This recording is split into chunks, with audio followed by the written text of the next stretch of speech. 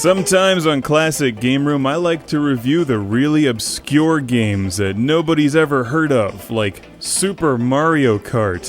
From 1992, it just came and went. I'm sure none of you have ever played it. Which is a shame because it's an excellent game. Maybe they'll make a sequel someday.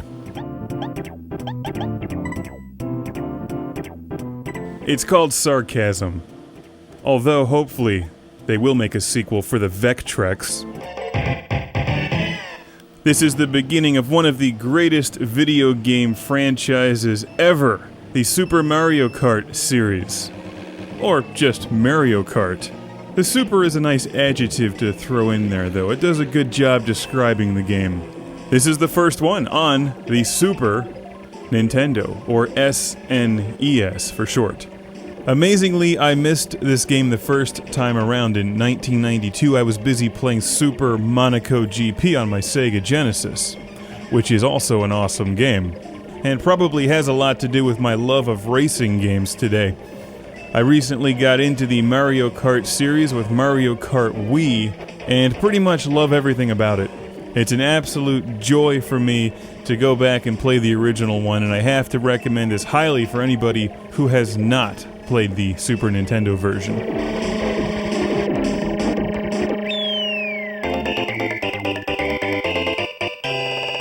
Do I even need to mention how awesome the music is in this game?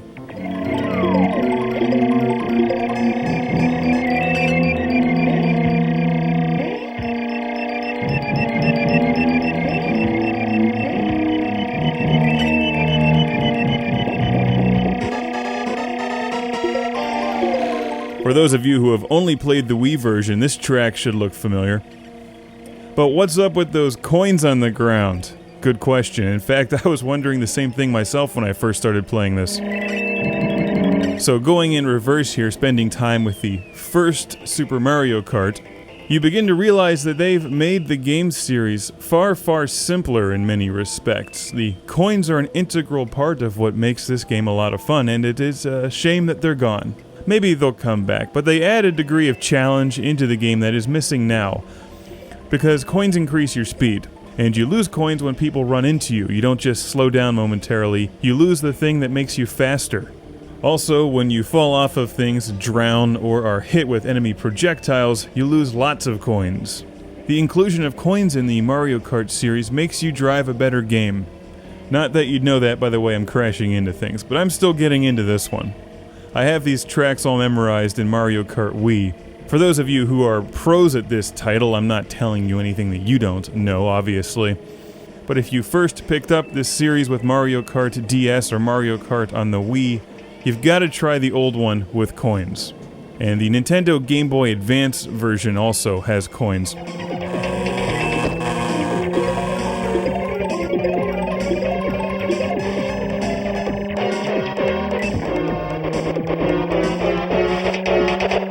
There's a couple other big differences and changes between 1992 and the 2008 Mario Kart Wii game. One of the big things I noticed while spending a good deal of time with the old one here is that it takes you a while to reach your maximum speed. You don't just hit your top speed instantly like you do now. Driving a really perfect game allows you to keep at an extremely high speed. Also, there seems to be more variety in the way that each character actually handles.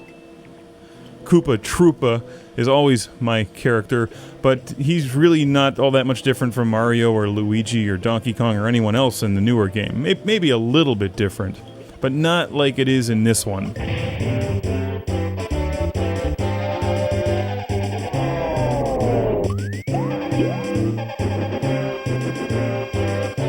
They have the races broken out into 50cc, 100cc, and 150cc. The easy, medium, and hard difficulty settings for the races. We just watched the really easy one, which was no problem. When you start digging into the higher difficulty, you do actually have to drive a good race in this game. It seems that Mario Kart Wii and Mario Kart DS are made for multiplayer so that anybody of any skill level can jump in and enjoy the game. And for that, they've succeeded very well. In fact, it's a terrifically fun game that I've played with all kinds of people, some of whom are really into video games, some of whom are not. And while being better at racing games and better at Mario Kart will generally increase your odds of winning, There's a far greater luck factor in Mario Kart Wii in particular than there is here in Super Mario Kart on the Super Nintendo.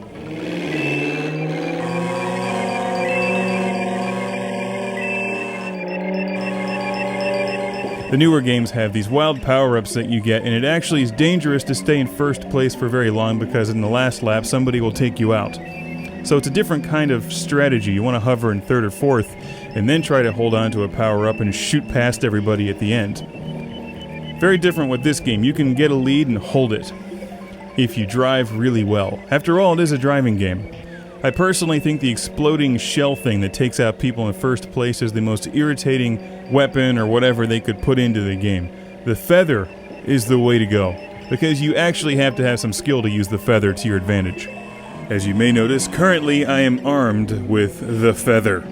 It doesn't do all that much, it just gives you a short boost of height, allowing you to jump over some gaps and barriers in the game.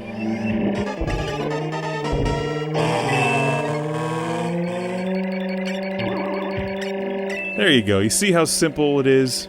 There's far fewer weapons and power-ups in this game than there are in the newer one, and as you can see, the little spinning cubes are not in this game. They're actually two-dimensional and on the track itself.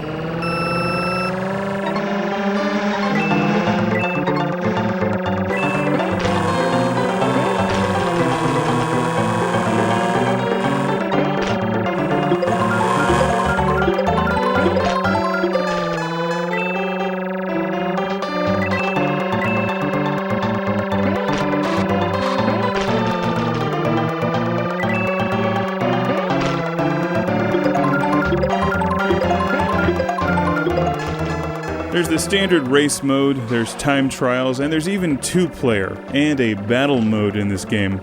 Super Mario Kart is not the least expensive Super Nintendo game cartridge out there. It will cost you a couple bucks, but it's worth every penny, especially if you like the newer ones.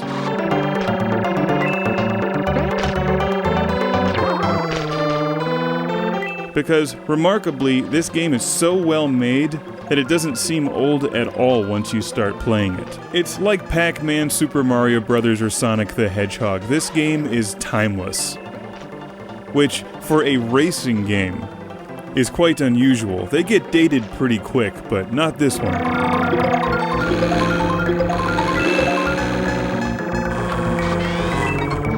If you don't finish a race in the top 4, you have an option to restart the race at least 3 times. You can see how many extra lives you have on the bottom right of the screen. Gameplay is extremely fast and smooth on the Super Nintendo, and the controls are responsive.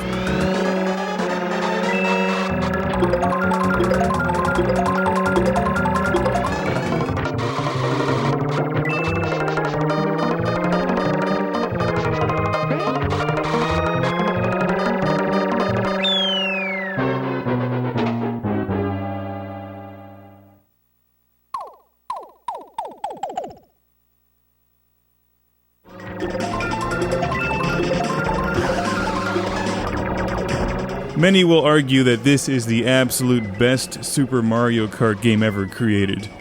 And maybe it is. For those of you who have not played Super Mario Kart, the first one, find a copy, it's worth it.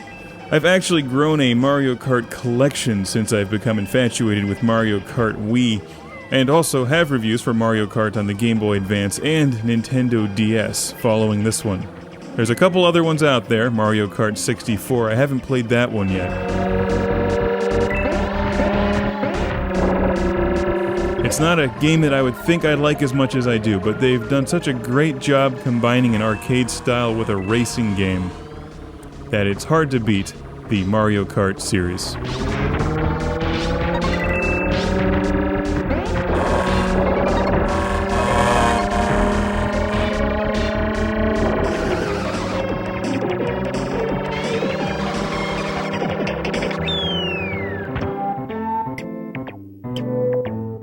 The best of Classic Game Room is on DVD, Blu-ray, and Laser Hypervision album set.